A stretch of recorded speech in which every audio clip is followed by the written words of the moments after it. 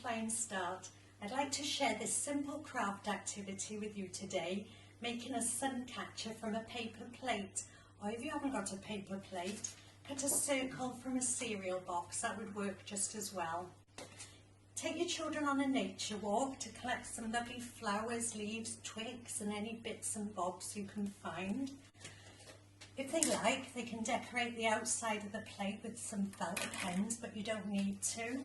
Also, you'll need some ribbon to hang the plate, a pair of scissors and sellotape or sticky back plastic to create a sticky surface. Also a bowl.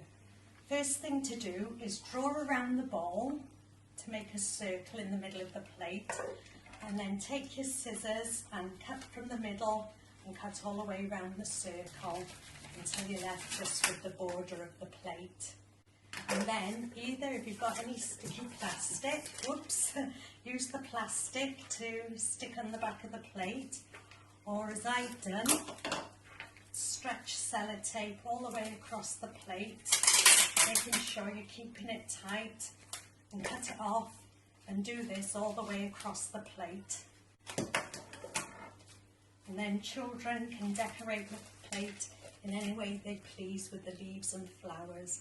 As well as being a lovely creative activity, it will benefit the children physically and mentally by being out and about in the fresh air, walking, bending down, picking the flowers, also using all their senses to explore the leaves and flowers.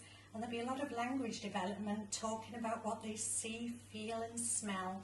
I hope you have fun with this activity. Thank you for listening. Bye bye.